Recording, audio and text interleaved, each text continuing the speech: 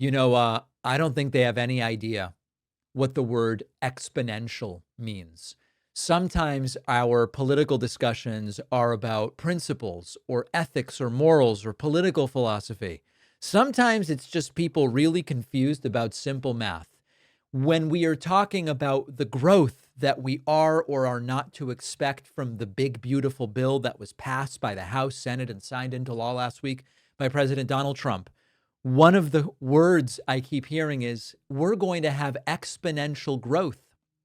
And yet, here is Congressman Jason Smith. I don't think they have any damn idea what the word exponential even means. We need to do more. The tax provisions that we put into this piece of legislation will create exponential growth. Oh, The Congressional Budget Office, Jason, scored growth at 1.8%. Growth over the last 50 years on average has been 2.7 to 2.8.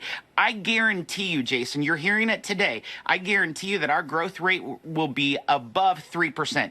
And if our growth rate is above 3%, this bill will actually cut the deficit by $600 billion. okay. The funniest thing about these predictions, right? GDP growth last year was 2.8%. Jason Smith is promising this bill is going to get us above 3%. So exponential GDP growth, according to Jason Smith, is going from 2.8% to 3%. Exponential growth happens when a quantity increases by a fixed percentage or proportion over time intervals. So the idea here is compounding. Each period's growth builds on the previous period. So let me give you a really simple example. You invest $1,000 and you're getting a 5% annual return compounded yearly. So the first year, that 5% growth on the $1,000 is $50. You've now got $1,050. But the second year, the 5% growth is now on the 1050. So the second year, instead of making $50, you're now making $52.50.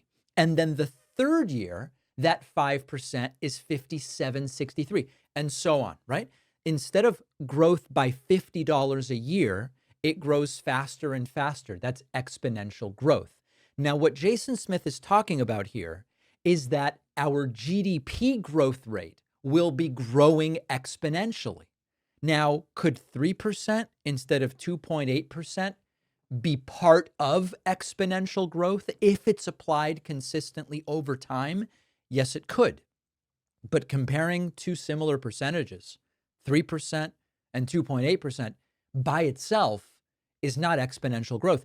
If something grows at 3% every year, that's one thing. If something grows at 2.8% every year, that's another thing. And the growth of the principal could indeed be exponential. But the difference between 3% and 2.8%, that's just a linear difference. It's a 0.2 percentage point difference. That gap is not exponential unless the gap itself keeps growing, right? So if one year you go from 2.8 to 3% growth, and then the next year you go from 3 to 3.3, and then you go to 3.63, and then 3.99, that would be GDP growth increasing by 10%. That would be exponential. It's not possible, okay? In a country that is already developed and at the size and maturity of the American economy, it's just not really possible. These are just dumb people. And so sometimes we get into a philosophical debate. What is the responsibility of the individual versus the government? We get into a philosophical debate. When does life begin as relevant to abortion law? This is just, I don't think they know what they're talking about. I don't think they know what exponential even means. And Jason Smith is really proving that here. They don't know what is going on. Let's take a very quick break. We'll be back right after this.